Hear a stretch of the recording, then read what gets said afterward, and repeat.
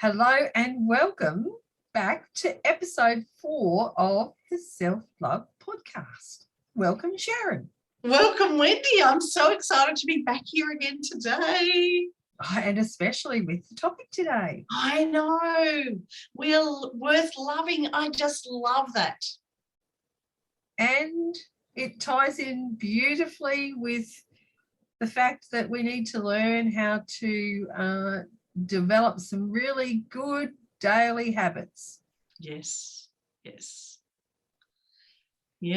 And mirror work is a really great, easy daily habit. It can be very daunting, though. It can be very overwhelming. Yeah. And the amount of people that balk at mirrors. And we spoke about that in one of our earlier podcasts about, the tall poppy and looking at yourself in the mirror and stuff. But it's absolutely, when we're talking about being worthy, it's interesting because that's one of the beliefs that I think is so firmly entrenched in so many is, and it is one of the core beliefs that is in, when I did that course a couple of weeks ago, it's the number one belief. Yes. That hinders and hampers a lot of people from having, the life they deserve. Yes. And being able to say, I am worthy, I am deserving, I am valuable, I am beautiful, are some words a lot of people actually can't tell themselves, which is really sad. And it is extremely sad because it's how, I have a look at my mum. She's passed. She's been passed for 6 years this year, I think, 7 years this year. And I have a look at it. I was a late child. And, I was never brought up with that whole loving on the self as far as self-care went. It was, we did the bath thing, unconsciously. But, it took me a long time to learn how to look after my skin, how to look after my heart, how to look after my soul, how to really do things for me because I was worthy. I was worthy of loving me because if I've got a good relationship with me, I can then love others. Totally. I totally get that. And the thing is, being worthy and loving yourself absolutely does not mean that you're, as for a better word is what I used to, I grew up with learning, stop being so up yourself. Yeah. It's not about that. It's actually not about going to that egotistical side of you.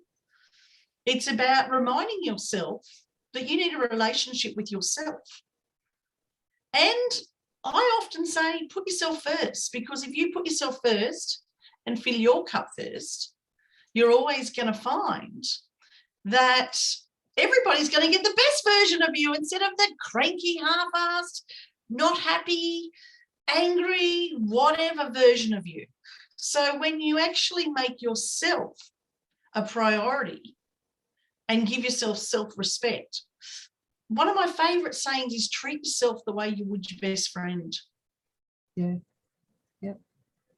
And one of the big things for me was doing that look back and, that inner child, like going back to when I was a kid and seeing that little girl in there and knowing that she was worth loving and loving her from my standpoint now. Not to say I wasn't loved, because I was. It's totally different. Nothing at all to do with it. You can have a lot of other. One of the things that I've said for forever is that sometimes we want things for others more than they want it for themselves, and it's all based on that worth. Absolutely. They can't see themselves having it. They can't see themselves being it, living it, acquiring it. And it's all based on the fact that they're not lovable enough, they're not worthy enough, they're not deserving enough, they're not, that whole premise that it starts and ends with love, really, and you can't do you can't give from an empty cup. You've got to love you first. You've got to love on you first. And when we look at that, we look at daily self-care, don't we? Really? Yeah, that's right. And hey, it's okay to have your good and bad days. Don't worry about that. We all do. Yep. But reclaim your energy. Reclaim your birthright. Yeah. And that is loving yourself. Exactly. Your space, your time, your life, your choice. And then see how those relationships work out for you. Yes, it totally changes everything, doesn't it? Yeah. We've all got flaws. We all stuff up. We all go backwards, as we said in a previous podcast. We often will, we can regress when we move forward. But that's all part of life's lessons. And how do we react to those? It can even be, acknowledging that you're worth loving. Yes. Is to not be in an unloving relationship, is not to sit and cop, abuse of any sort. But sometimes it's because we don't love ourselves that we think that that's the measure of love that we're getting from others. Yeah. Yeah, and we're willing to accept anything at all, rather than have a bar. And it all starts with ourselves. If we've got a bar that's high enough within ourselves of how much we love ourselves, then, what we will and won't accept in our lives is very much at the forefront, isn't it, really? Absolutely. And look, I've had a number of clients where I've worked with women that have been in narcissistic relationships. I've also had a male that I worked with in a narcissistic relationship. And I used to say to them, one, how are you enabling them? You're enabling them because you're treating yourself poorly. And you're giving them permission to treat you badly. Not that anyone has a right to treat somebody else badly. But if you can't treat yourself well, how do you expect others to love and respect you as well if you can't do it yourself? Well, you're a mirror of your relationships. So if you're not loving yourself, then there will be those times where you have got shitty relationships. And it's not about making anyone right or wrong. It's and this isn't a, oh God, I've got to bash myself up now, because that's not right either. But it is just acknowledging, and we're just going to give you some hints and tips and little to-dos. Yeah. Daily habits, some, for me, it's movement, and the movement that I choose is yoga. And that's because I can marry all of that. I can marry my, coming to find me. I can marry my mindfulness and my higher awareness, my, my affirmations of what I want to achieve. We call it in yoga sankalpa. What is it? Sankalpa. And it's and so when you're in that meditative state, when you're in that in my yoga practice, you say that to yourself 3 times, and that's part and parcel of being able to integrate that, moving your body, stretching out. Don't let an old body, an old person inhabit your body, and that's because you've got a rubber band. If you don't move it, it gets brittle. And that's not just our body, but that's our mind as well. And so staying in that to me is like a loving thing that I do for me, is is to make sure that I have got a commitment to myself every day. Because if I don't make the time for that to happen every day, no one's going to say, oh, hang on a second, Wendy, I have got reserved here, so right now you're not allowed to do anything else, but you have to go over there and do your yoga. There is no one here to do that. No. It's a commitment to me. I have to make that. I have to make the commitment to do it for myself, because I'm and I love myself enough to do it. Absolutely. I'm totally with you on that. Like, you need to it is like all of self-care. You really have to decide and be willing to make changes in your life that are actually going to improve your life. And that starts with liking actually who you are, whether it's liking or loving. You need to start there. You need to actually treat yourself the way that you deserve to be treated. You have a birthright to be treated well and loved. And one of the simplest, easiest ways I often tell my clients to go out and go to the people that actually love them. Not the ones that put you down, but the ones that really love you. And it could even be on your Facebook friends, you know, like even though there's some of those there that are just there because they're there. But go out and ask them to describe you in 1 or 2 words. Mm. And I think you'll quickly see how people care about you. Yeah. And so from there, that is a very quick and easy way, a very quick tip to be able to go out and change the worth of you and your love and the respect that people have for you. And then you have to literally flip that on its end and authentically start to love yourself the way they all see you. Mm-hmm. And I think you'll change. You'll find a nice change around you. Yeah. Yeah. Do you know, I mentioned in an earlier episode about a course I went and did. And I was just thinking that I probably should share it now. It's a YouTube clip. And this was one of the words of this song, and the way that it affected me in that time, that I've used it so often with clients since then, and you know, it's had the same profound effect. Absolutely the same profound effect. And that is that you are absolutely, you know, it's about choices, it's about seeing yourself. There's, you know, don't compare yourself to others. You know, give yourself for what your past. Yeah, exactly. And you know, knowing that every morning you wake up, it's a brand new day. It is a brand new day every single day. Yep. Every single hour of that day is a brand new hour. Every minute is a brand new minute. Yep, we get the opportunity like that to reset. Yes, we have a reset. We actually have a reset button on us. Do we use it? Not enough. No, I don't think so either. We hold so much great power within. Yeah. And we're not using it. Yeah, exactly. And that's the follow-on book from You Can Heal Your Life, is The Power Within. That's right. And it's, you know, it's an audio book that I listen to still now on quite a regular basis because it's always a reminder when I'm in the car and I'm doing you know, it might be that I'm doing a coast run or I'm doing a city run, where I know that I can listen to an audio book for, you know, half an hour, 45 minutes. It's just, and it's so worthwhile feeding my mind good stuff. Yes. Because you know what, while I'm listening to something like that, which is really empowering, I'm not sitting there listening to doom and gloom, which is the radio. I never listen to doom and gloom. I don't even watch doom and gloom. No, the remote doesn't get too much activity in our house. No, I'm not a TV watcher, so yeah. I do like to listen to positive motivational work.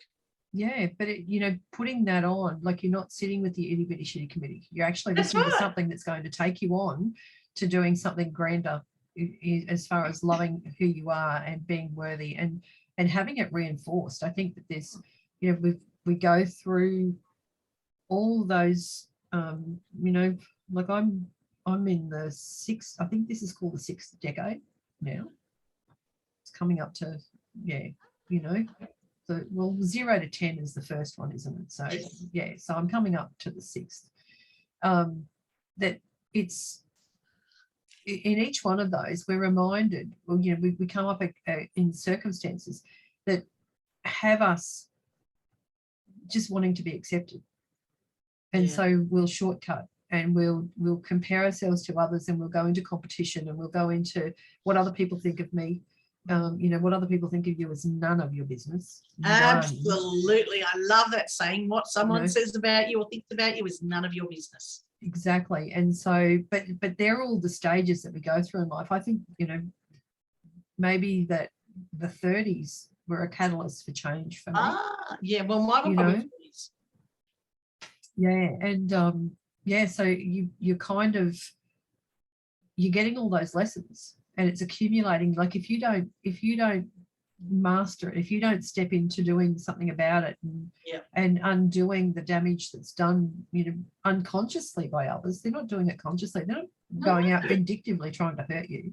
Absolutely But not. it's those little statements that they may make that, will have you feeling that you aren't lovable, and that you're not worth loving, when in actual fact you are, So it's being able to know that there is no, don't compare yourself to others. That's right. You may become vain and bitter. The competition thing, there is no one greater or lesser than you, and knowing that you are a child of the universe, because that's what it is. It's like desiderata. It's, if you were to read it out, it's powerful. It's absolutely powerful. And it's got all of those lessons. And I'm pretty sure that when it was first written was in the 20s. And, when I started on this path, it was one of those, it just was like an aha. Like all of that reminder I can get in just in that one, and I listened to it, but it was at the course, it was the living that I went and did. That was kind of what undid me. Like that was, because you walk into those places to learn and you're very stoic, I'm good. Oh, fuck, I'm not. When it was that song, as soon as they hit play on that, it was like, oh my God, I'm not okay. I'm not good. This is time for me to unravel. Like and for me, that was my chance, my second chance at life. Yep. And what I hope that people get from this time that we spend together on a monthly basis or a weekly basis is that, they do get to know that they have the opportunity at a second chance in life. They do. Like you don't, if you are at a point in your life where you're really experiencing some not so great moments, you've got today, and today could be that day. And so maybe let's run through some self-care habits that, both of us.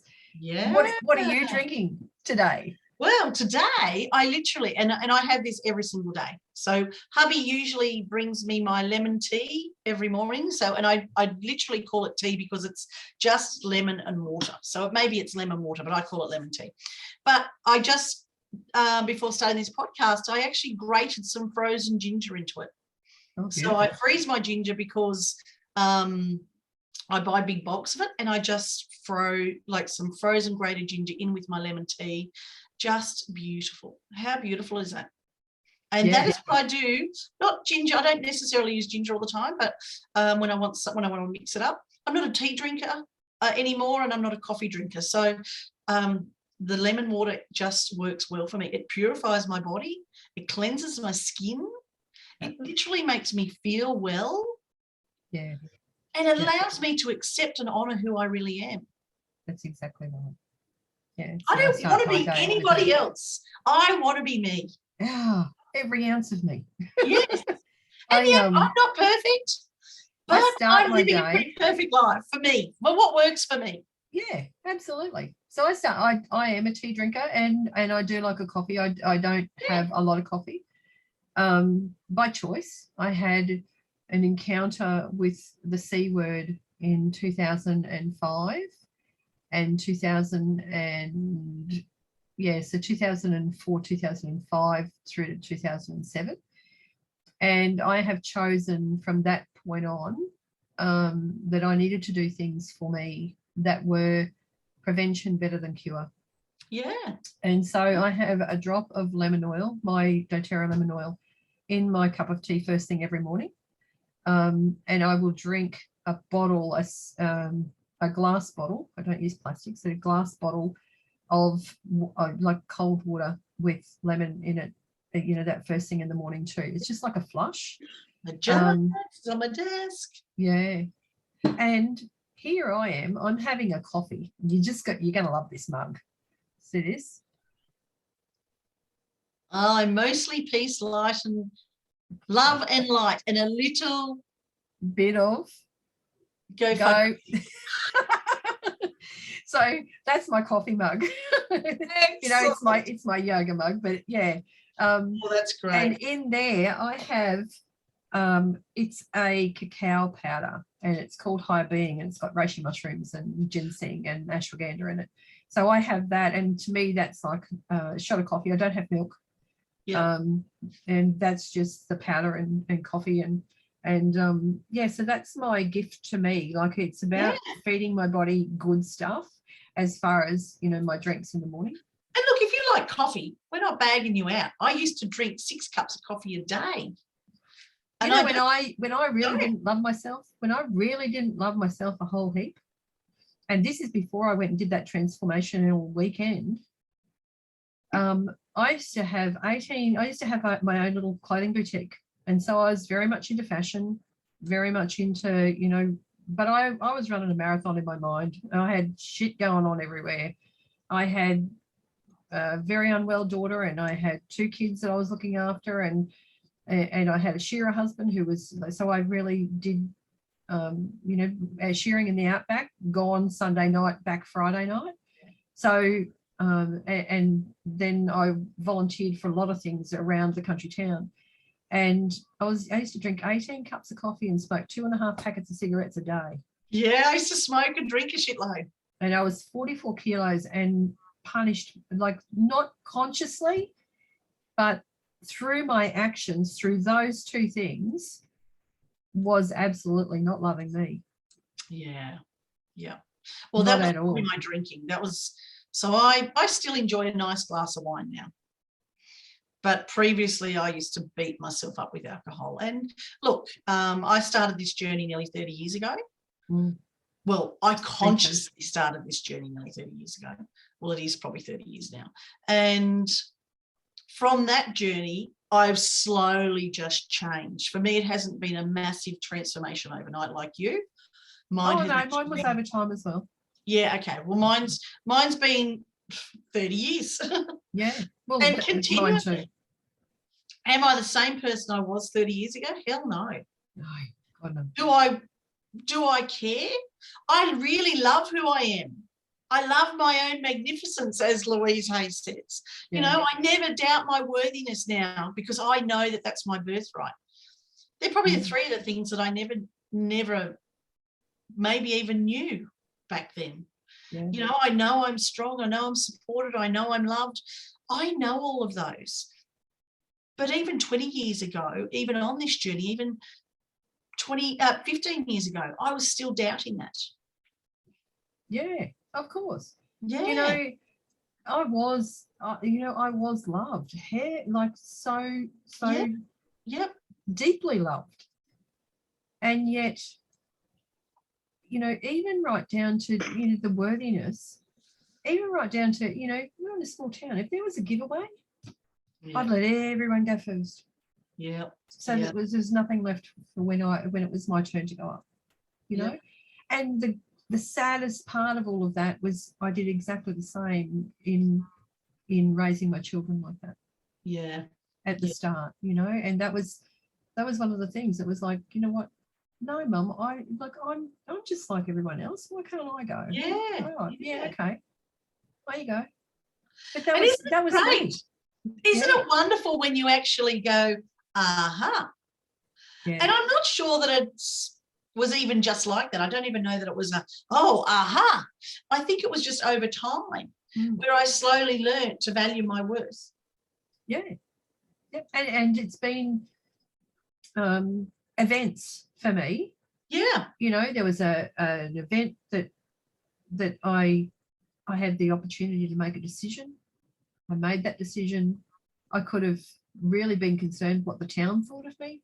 Yeah. Because small town always, like, everyone in town has an opinion. I grew up in a small town, so I totally understand that. Yeah, and I could have ripped myself apart over that, but it was, that all happened.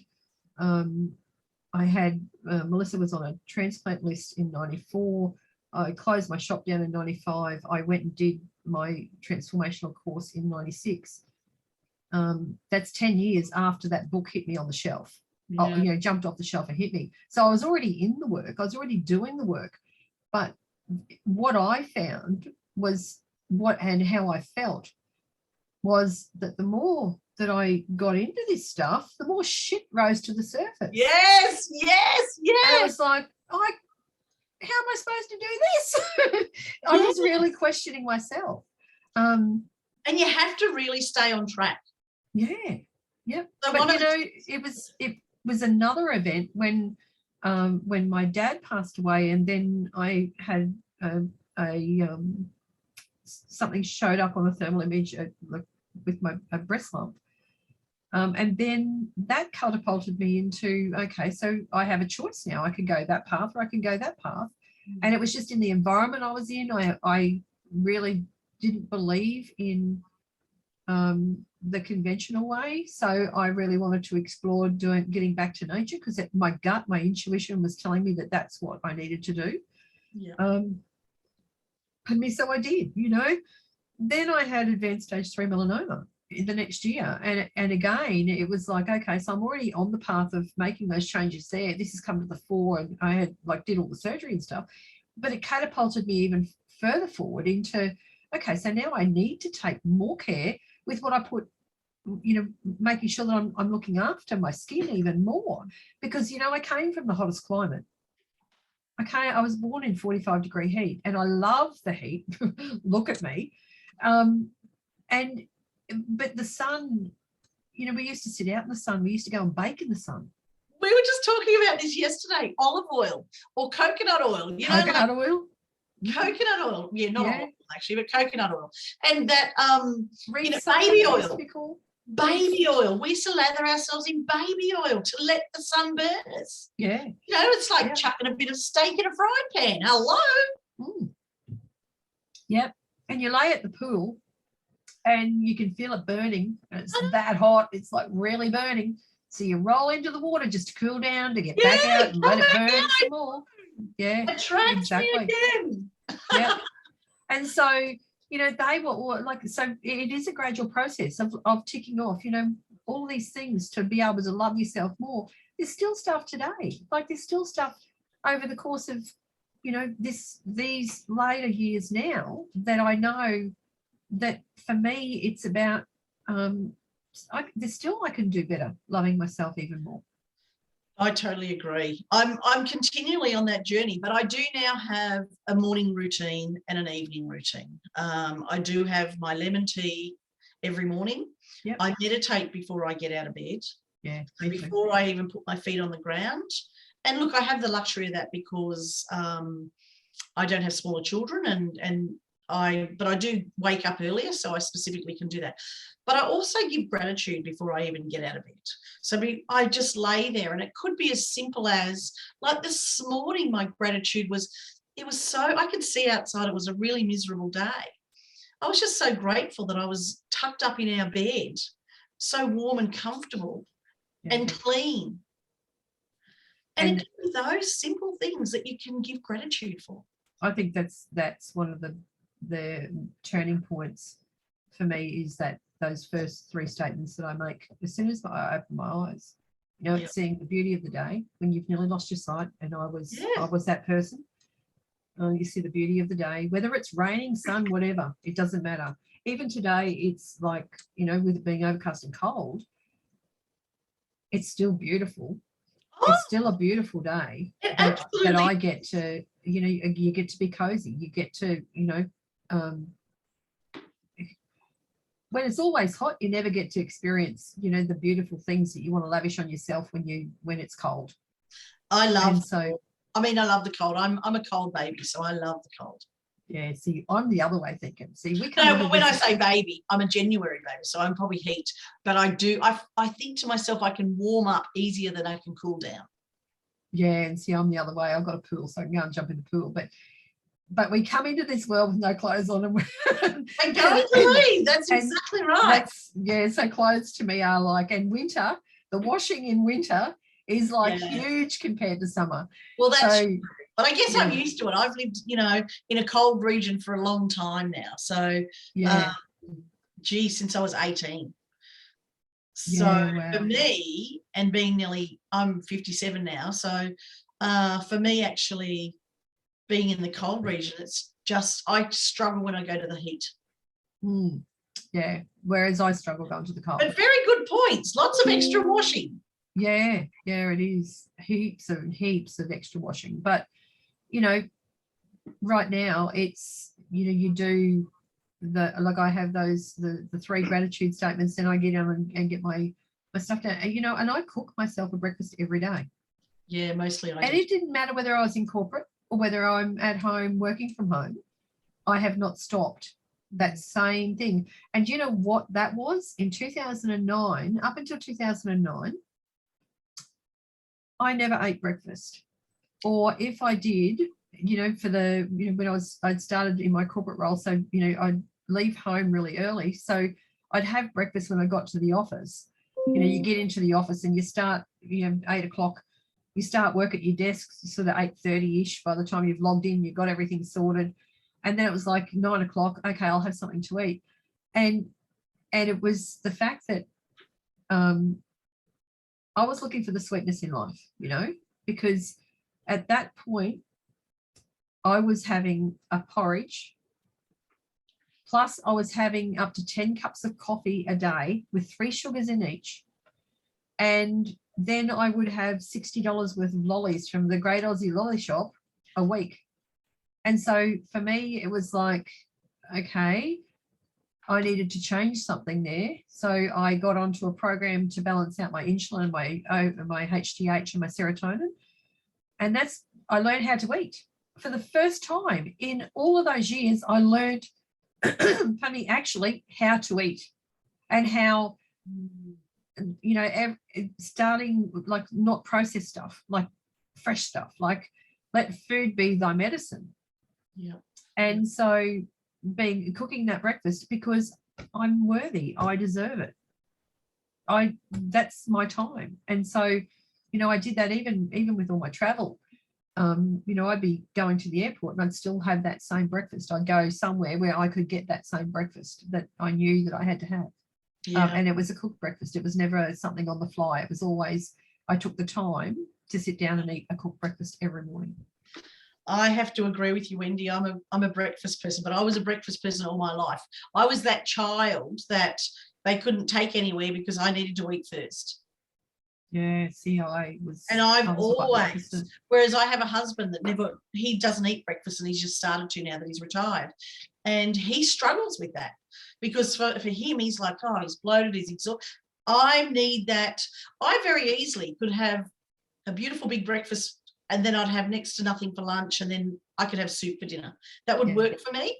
Yeah. But for him being, you know, he's always worked quite a laborious job, and that didn't work for him. So breakfast is the best part of the day. I love to sit at my breakfast bench after cooking something yummy. Yeah. I have to say, and you know, even the presentation of that breakfast, like I cook eggs, myself an egg every morning, and it might have, you know, mushrooms and spinach and, you know, tomato and all that kind of stuff. But I'll always put like a drizzle on it. I'll put a, you know, whether it's avocado or, you know, just really wholesome food. But I even take time with the presentation because I'm worth it. Oh, totally. So, yeah, you know, it's about how you treat yourself. So when I'm doing all of this, I'm doing it from a place of deep inner love because it's what I'm gifting to. And the way that, you know, I look at it is that I'm gifting to that inner child, to that little me, that, you know, 2, 3, 4, 5, 6, 7-year-old me that I can see in the pictures, you know, in photos that I want to give to her. And, you know, Louise speaks about it too when she does the inner work, the inner child work. You know, look in the mirror and you know, speak to the inner child and take it, you know, I'm going to take you out today. And you're talking to that little inner child as if it's something outside of yourself, but in actual fact, it's inside. Yeah. Yep. You know? Yep. So it's something all of us can do. Absolutely. I've got grandchildren now, and I use them. That probably doesn't sound too great, but I use them. I use them to fulfill my inner child needs. Yeah. Well, and you're lucky because that's Yeah, I'm looking forward to getting grandchildren. Oh, look, I can be stupid in the park and people often look at you, but I don't care. You know, I get to roll around on the grass and I get to do all of that wonder stuff and to feed my inner child. Yeah. Yeah. Whereas as an adult, sadly, we look down on others and we look down on ourselves for having fun and behaving badly. It's not behaving badly. It's behaving with joy and allowing. See how I even immediately say that, behaving badly. Yeah. Whereas actually it's behaving like a child. And you know what? That's one of the things to be able to you know, and I'm always saying it, words we speak. Let them go, you know, push them out. Don't hold on to them. Yep. Yeah. So other daily habits. I like to check in with myself. Yep. And to do that, you know, I've usually done a meditation and I will sit at the table, and quite often it's when I'm actually having my breakfast. And I might have my journal there and I just ask myself, what's going on with myself today? How am I feeling? And I might even close my eyes and just do a little bit of a body scan and just check and see what's going on. But I'm actually honest with myself. If there's shit going on that I need to deal with, I will write that down in my journal and I start to deal with it. Yeah. Yep. Just going to say journaling and getting into automatic writing. Like get rid of, you know, how many people, and I'm guilty of this, I have got some of the most beautiful journals that I've never written one page in, because I will go and buy these ones here, like, you know, shitty notebooks, because I can write in here and it doesn't matter what it looks like, but I never wanted to dirty those pages. I had this phobia about doing it. And the other thing was a belief. Years and years ago, when I was young and I was keeping a journal, it was taken and read by adults. And that put me off actually putting my thoughts down. Now, I know there's a lot of people out there that have had that same experience, and that's why they don't journal. It's a real something that they balk at. But I can tell you now, am I worthy of writing in the most beautiful journals? Absolutely I am. Yes, you are. And all of those ones that I've had banked up are all getting used, you know, even right down to like ones like this, you know. I would never, take me back 10 years, I would never have written in that. Never. Why? Oh, because it's beautiful, because it's just beautiful. And now look at it, it's got like tags on it, and it's like, it's been written like, it's the writing on the paper. I couldn't get more words on there if I tried. Yeah. You know? I'm actually sitting here looking, I've got 1, 2, 3, 4, 5 journals sitting in front of me. And the majority of those are full. Yeah. Yep. But I'm like, I've got some beautiful journals that I was gifted. Yeah. You know? My favourite one I'm using at the moment actually was a client sent to me. And it's a really nice little size. It's only a little short one, but it has a lovely little pen that goes with it. And so the beautiful part about that is every time I journal in that, I actually think of her. Yeah. And I'll usually send her some love and extra healing and joy. But it's just that that piece of knowing that that's there. Yeah. Yep.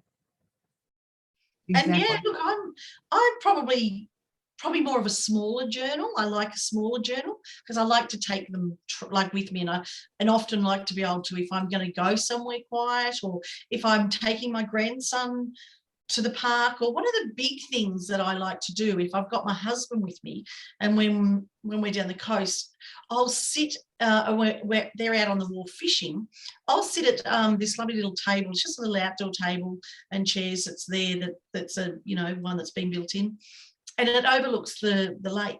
And I will just sit and journal and journal and journal, and it's really quite surprising what comes up. And that also helps me deal with some of the stuff I need to get rid of. Yeah, that's right. And, you know, if you're struggling with what to write, then have a look at what journal prompts are around. It could be one word.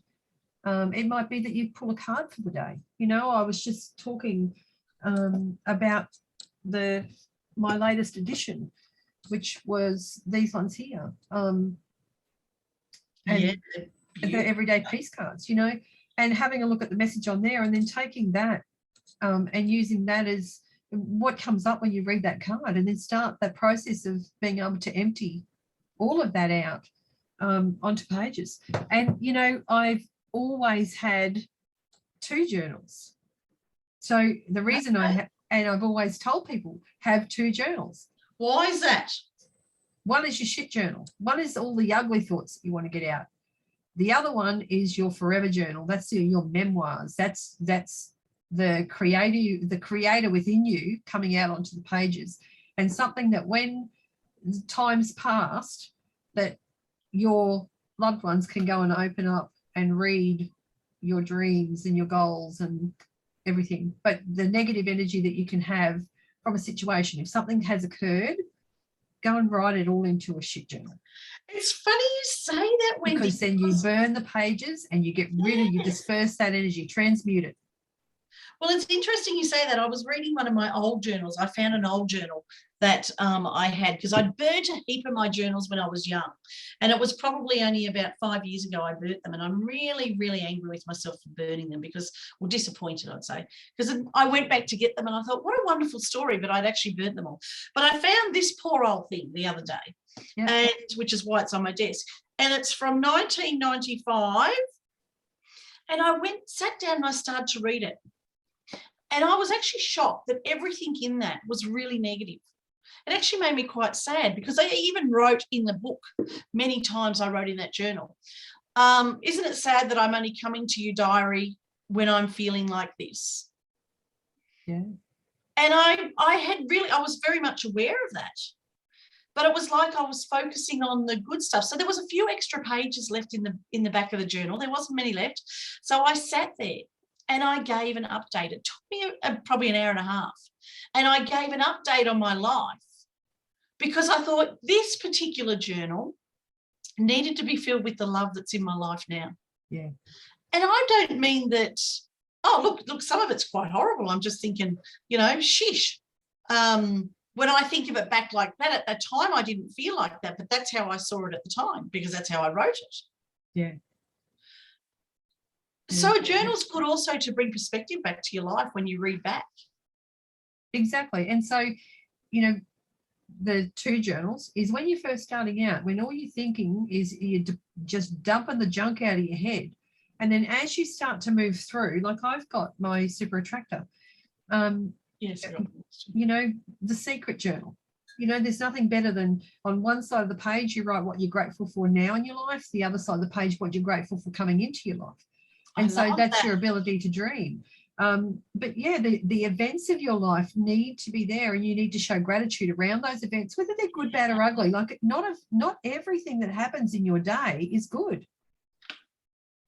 Do you know what I mean? Like it's not everything that you're going to encounter things that aren't, they've got a good outcome, because there's a realization, there's a silver lining to it. And it's a gift that you've been given to be able to have that event happen, that occurrence happen, that then you can move. Like, so in the journal, you know, I'll have in there that's, you know, this is what happened and this is what I realized and this is how it's, you know, this is what's changed for me, how my thoughts have changed around that. What could I do to change the outcome? Yeah. What did I do to change the outcome? That kind of thing. But you know, all of those where you're really full of anger and I don't like to say the word, but hatred. I think hatred is just such a deep-seated, ugly emotion.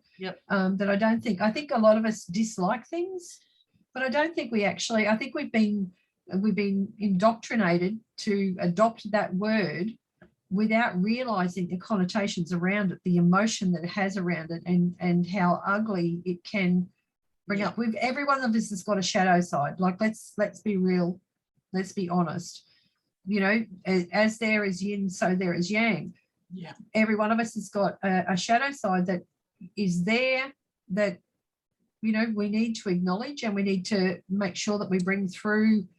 We don't have to heal that. We don't have to fix it. because every one of us has got it. Yes. You know, I totally. but it's where we live from. So, we've got that shadow side. We just got to be conscious that we don't give that shadow side a lot of power, and that we realize when we're going into the shadow side to be able to bring ourselves out of it. Yes.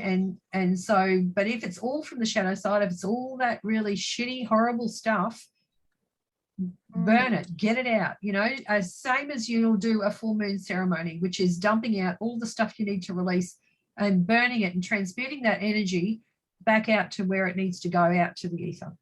I love it. I'm actually, I have another journal that another client sent me, and it's a beautiful linen. It's covered in linen, and it's a latte linen. I'm actually going to start using that because I knew that I was starting to need a new journal shortly, but I'm going to although the one that I'm using now probably isn't that negative, but I am going to change. I think, now you've got me thinking. I need to think about that one. Yeah. But on one side, what's happening and how grateful you are for that, and on the other side, what are you grateful for bringing in? Yeah, it means that you are the co-creator. Yes. What you're grateful for could be a shitty experience, but you're grateful for that shitty experience because there's a learning in there. Yeah, I need to take that away and think about that, because I'm going to start using that myself. Because when a shitty experience hits our awareness, it's about that. It's about making us aware. So it's being grateful for that next level of awareness. Okay, so that had me revert back to that emotion. And when we realize that our emotions are formed between 0 and 12, and then when we get to adulthood and we have a reaction, we're pulling out of that filing cabinet, this feels like that event that happened to me when I was a kid, when I was 10. That's how I reacted. I'll pull that file out, and that's what I'll do right now. But from an adult perspective. And so it's living with that awareness that, okay, so this has happened. Yes. This is the awareness of where I'm, and this is the silver lining to it all, and it might be just as simple as, I'm so grateful for that flat tire, because that showed me that I really need to have a look at where I was at with my spiritual my spiritual life, because that's what it does. If you go to the book, what's the name of it? The Soul, Symphony. No, what's it called? You've lost me. I've got to think of the name of it. I've got it, but it's outside. It'll come to you. Yeah, and it's about, what are the messages in all of that? And it's to do with your car. Like, if you've got a flat battery, what does that mean? And then how? About that, yes. I think you've got the same. The barometer of the soul. That's it.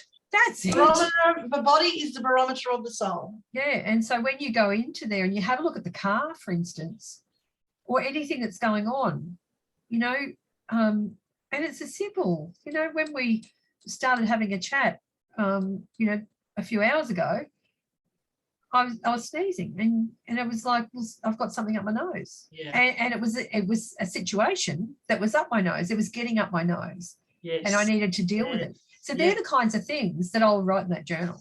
This is what happened. And it's the awareness that, I've got to stop those things getting up my nose, because if I just go unconsciously and not address the deep-seated reason why that's happening, I will still be on all of that medication. Absolutely. That's a choice.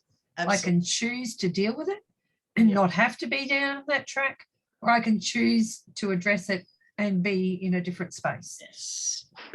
So it's about loving myself enough. Yes. To not want to put that pollution into my body to actually do the hard, and it is, sometimes it's hard work, to do the hard yards and be able to address it and move forward. Absolutely. And it could be as simple as writing a healing letter to that person, pardon me, and never posting it. That's right. You might just burn it. That's exactly right. But you're saying what you need to say, but you're not getting it out hurting anyone in the process. And that's the really unusual thing for self-care. People get really confused by self-love and self-care, because there is very much a difference between self-indulgent behaviour and necessary self-care. Yeah. You know, I know when I first started on this journey, which is why I was saying earlier that it has taken me a while, because for me, I would go and do the self-indulgent actions or behaviours or shopping or whatever. But again, I wasn't fulfilled. I wasn't really fulfilled. They were just quick fixes. Yeah. They were a temporary fix. They were a Band-Aid. Whereas See, I needed to do the real work and connect with my soul. that's when I get that. And what do we call it? We call it retail therapy, don't we? That's what the tag name's been given. But when I have a desire that I want to go and spend, like, want to go and buy something, it's like, hang on a second, where's that coming from? Yeah. You know, is that me trying to compensate for something that's going on? That's right. You know, do I need to have a look at something else here? You know, if it's a vacuum cleaner that's broken or whatever, that's a different story. New outfit that you need. You know, you may actually generally need that new outfit. That's very different. But I used to go and spend all this money, and sometimes money that I shouldn't have been spending. And then I felt empty still when I got home and had all this stuff. Yeah. So quite often, the way I broke that was I used to return it. When I'd actually snapped out of it and gone, what have I done? I don't even need this. So I actually used to return it the next day. And it was a bit of a joke in my family that I was the return queen. But that was actually how I broke my bad habits of buying stuff that I didn't need or want. Yeah. And I still had that binge. I went out and went and bought it all. And then I very carefully would just leave it somewhere in a nice place where it wouldn't be spoiled for a few days, sometimes up to a week. And then I would just go and return it. And, you know, Marie Kondo, where you pick everything up. Yes. Does it bring you joy? If it doesn't, it's not for you. And so even I went with a girlfriend last week, and she had to get some stuff. So we went to this store that neither of us had been to for months and months. I walked in there and went, oh, that's beautiful. Oh, so I started like putting things in my arms, and I went, what am I doing? I've got one body, you know, and I've got enough clothes to be able to wear it. And it's all winter stuff. And it could be cold for a month. You know, why do I need this? I don't need it. So it was easy just to go, you know what? Does it bring me joy? It might bring me joy for like 2 seconds while I'm looking at it and thinking, you know, how beautiful it is.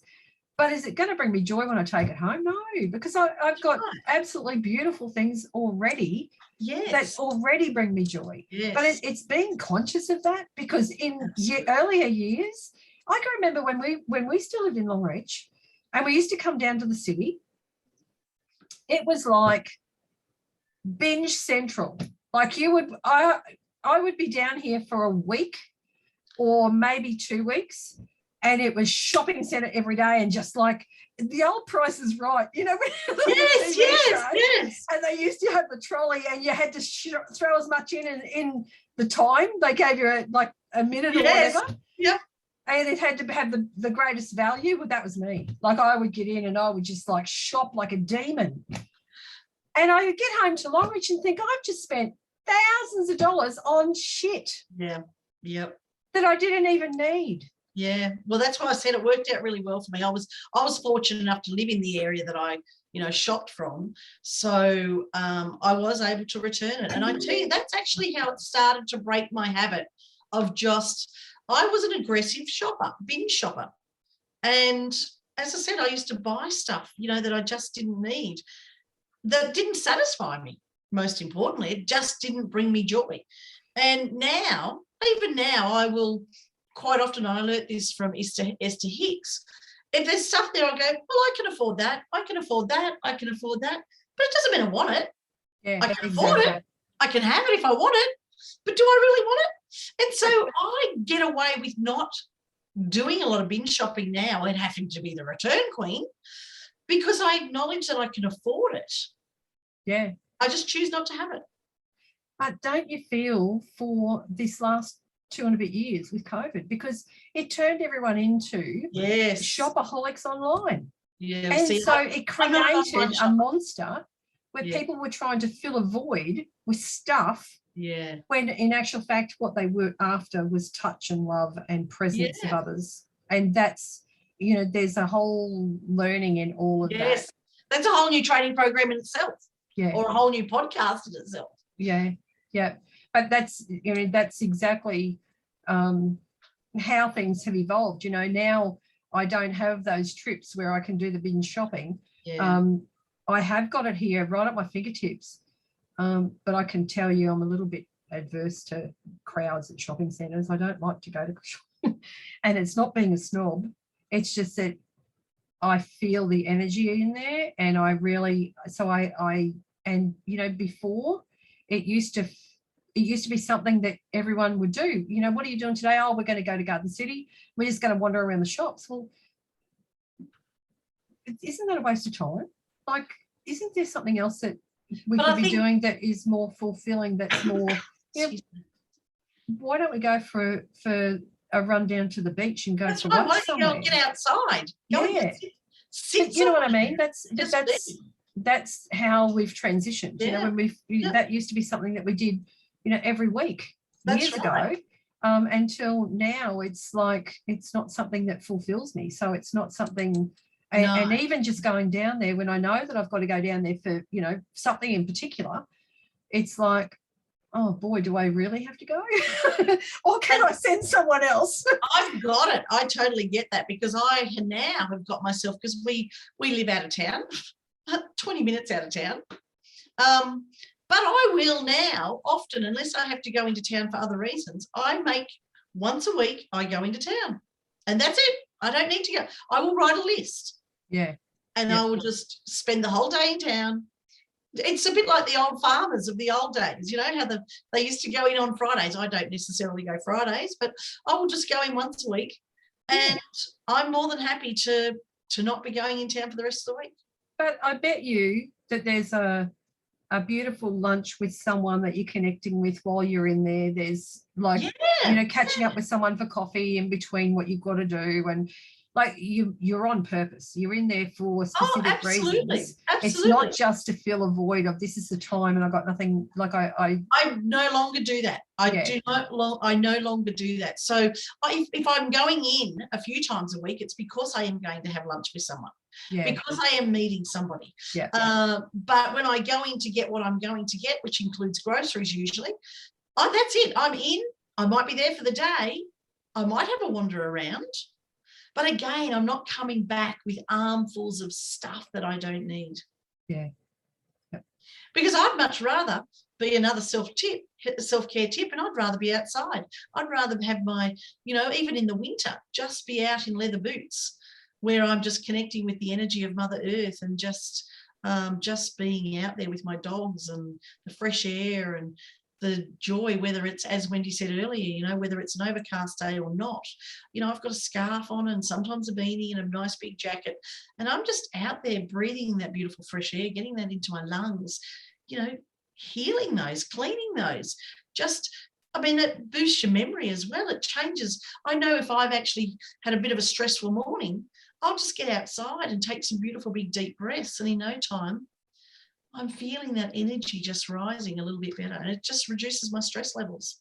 Well, have a look at how many people that will tell you, go for a walk in nature, and people do that. They exercise to free up the space between them. Like that's a time where they're just doing their stuff. Yeah. And so it is very much a practice of self-care. Yeah, absolutely. What else do you do for self-care? Oh, look, I use a lot of essential oils. I do. I can change the state of a whole household. So every morning I do put the kettle on, and then I go around and I put all my diffusers on, and I have a ritual of lighting at least 2 candles, and there's one at my front door, and there's one just outside my kitchen, and so that's I love the fact, and you were talking about being out in nature and cold. Glenn's just put together a fire pit for me, and having the ability to sit when it's icy cold, but watch the dancing flames I love You it. know, we don't get to experience the elements like that in that form. For me, it's usually just candles, but having that, you know, to be able to go and do that now is something really special, because that's where, you know, that's a form of meditation for me, is to be able to sit and watch the flames. Totally. And yeah, so, you know, but especially which really is about being mindful, isn't it? Yeah, you know, and then there's other things like I do my tongue scraping and my oil pulling and my yoga and, you know, my meditation and, you know, my diffusers and cook my breakfast and do, you know, my lemon tea and make my coffee and get into the office and do my work. But I always, like, there's a Pomodoro method of being able to work, where you spend time focused on doing something and then you take yourself off. Well, I take myself off, and I'm lucky that I've got a 15-year-old boy that needs to go out on a regular basis at least once an hour, so it works quite well with the Pomodoro. And that boy happens to be a dog, like it's yes. It's not a 15-year-old young fellow that needs to pee frequently. It's her very old fellow. Yeah, my 15-year-old Staffy, who's having some health challenges at the moment, so it's like, you know, he needs a lot more care, and, you know, that's another self-care, that unconditional love that you get from your animals, and being able to be present with them is something special, you know. The laughter, I've got two very naughty jugs. That's a Jack Russell cross pug. One's more pug, one's more Jack Russell. They are the naughtiest dogs, I'm sure, in the world. And they just live their best life out here with us. But the laughter that they literally, I get to laugh out loud when I've got them outside. I get to scream at them sometimes too, because they be jerks. But just what they do, their just sense of freedom, their sense of joy, their sense of happiness. Yeah. And they're just bloody cute. Yeah. Yeah. No, my old fella is like, he's 15, like I said, and he's had a really, I've always said that he's my dad reincarnated. Oh, beautiful. Yeah, and so his eyes, and he's not ready to go anywhere just yet. I haven't had one past 13 years, so he's doing really, really well. Wow, that's great. But the love that comes from him is just incredible. It is. It's unconditional. Yeah. So, so, you know, the journaling is something that is really quite, and you know, taking time to be present in relationships, you know. Yeah. Where at that time where you know, Glenn and I have been together more than we've been apart. That's like us. Yeah, we're 36 years married this year, and so wow, it's beautiful that we've got to the point where, you know, growing older together, even though we don't feel old, but growing old together. Older. You know, we've How about older? Yeah, older, another year.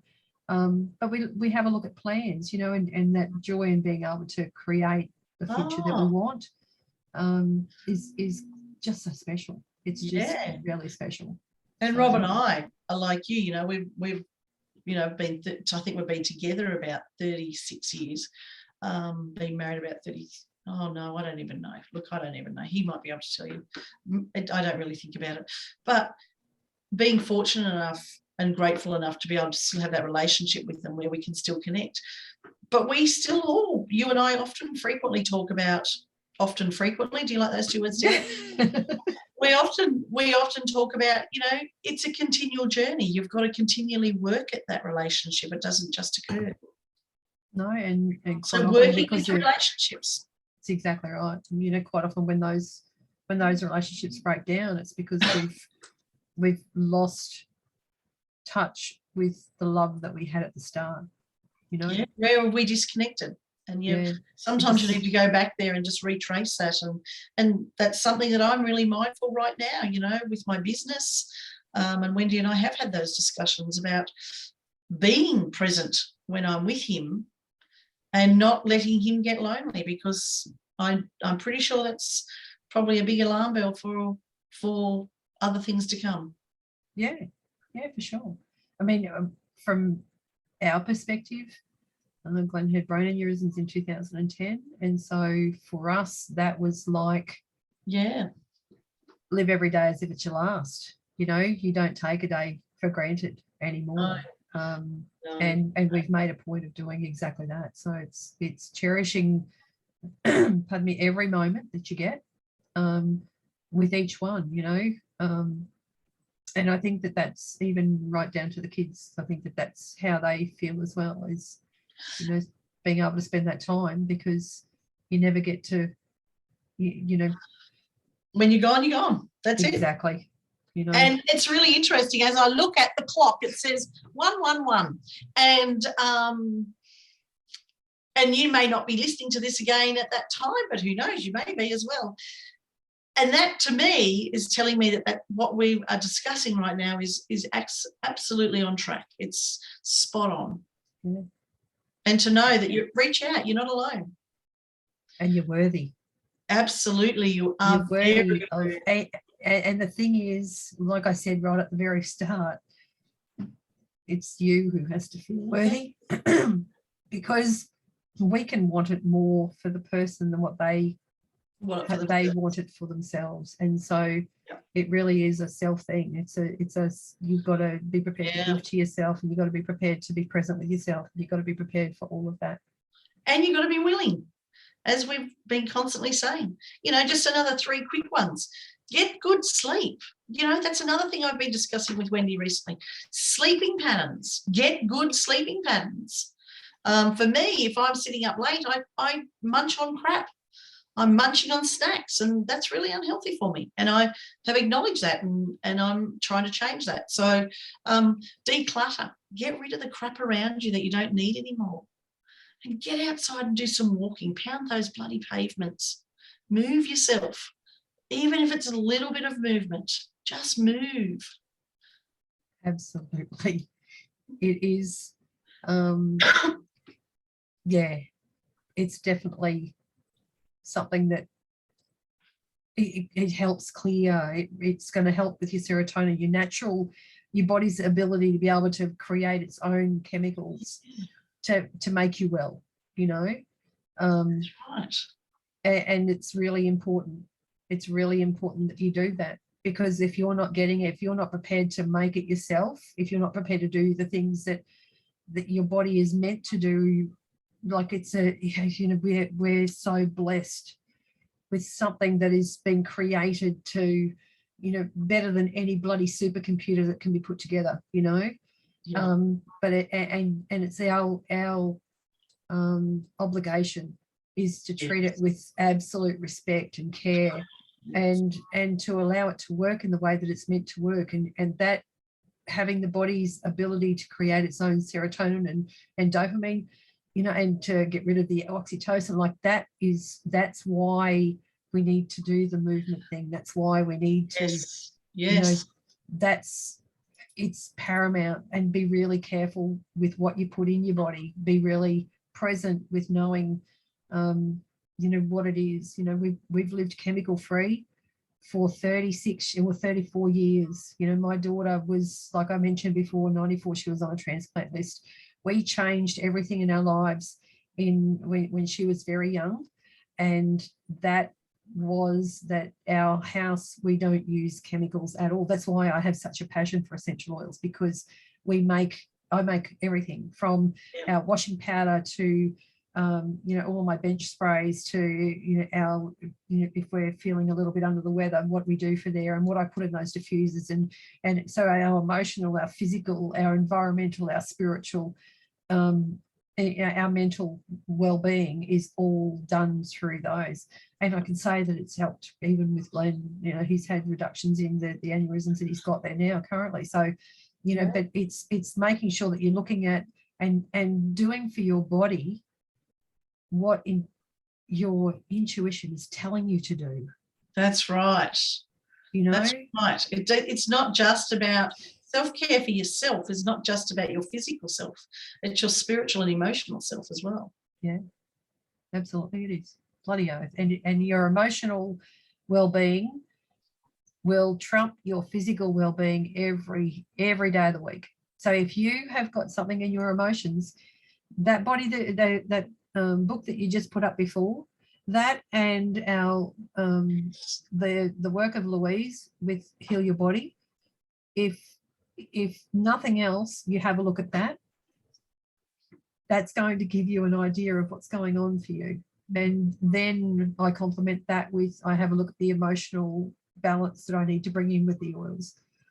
So we do look at making sure that the whole body is working optimally. But you know, those emotions are going to create issues for you, and that's what we're here for. So that's what this you know, that was what we did the whole podcast, the whole summit was, yes, you know, mental well-being, and absolutely. Yeah, so this is just a flow on of that, but there's so much goodness in there that, you know, Yeah, for everyone to explore. We really encourage you to think about developing your own self-care plan. Yeah. You and know? Reach out. If you need a hand, reach out, because you know what? Both of us are willing. You know, send us a message or leave a comment here and we can get in contact with you and just to help you to get something in place where it's, you know, something that you're not going to add in all at once, because you know what? You try and do everything all at once, you're going to give up. Overwhelm will hit you like a brick. Absolutely. And you'll go, it's too hard, not doing it. But it's those subtle changes that you can do on a regular basis, and they all compound then until finally you get to the day where you're doing all the things that you need to do. And as I said, mine's been a journey. It's taken me a long time. I didn't just arrive here. Yeah, me too. And I've had to try different types of self-care to see what was working with my life at that time, because what I was doing back when I was younger doesn't work now, because I have a very different lifestyle now. Oh, when I was wearing penguin suits for my corporate job was vastly different to being able to do the newsreader thing now. You know? Right. Absolutely. You know, you've got, you know, I'm not spending that time away on flights or the time in the car traveling to, you know, into the city and stuck in traffic and that kind of thing. You know, there's another thing for self-care. Be mindful of what you're putting in your ears. Jump on a podcast, an audio book, you know, high frequency healing music, good stuff. Yeah. And turn off the bloody TV. Yep. Listen to what's around you. Yeah. Yep. Listen to the laughter of children. Listen to the joy. Listen to the bird song. I was going to say, listen to the birds. Yeah. And if you don't have easy access to that, you can access, you know, just relaxing bird music or just relaxing music. You can access it anywhere you need to these days. That's exactly right. But just see Spotify, YouTube, it's all there. Self-care is about a plan that suits you. It's about loving and caring for yourself. It's so easy. Should we finish with Desiderata, do you think? I reckon we should. Let's do that. Let me get it up. Why not? Because as we know, self-care can actually help you in lots of different ways. Absolutely, it can. Have a listen to this one.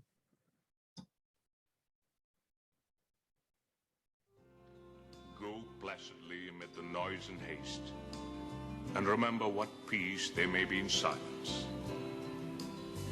As far as possible, without surrender, be on good terms with all persons. Speak your truth quietly and clearly, and listen to others, even the dull and ignorant. They too have their story. Avoid loud and aggressive persons. They are vexations to the spirit. If you compare yourself with others, you may become vain and bitter, for always there'll be greater and lesser persons than yourself. You are a child of the universe, no less than the trees and the stars. You have a right to be here, and whether or not it is clear to you. No doubt, the universe is unfolding as it should.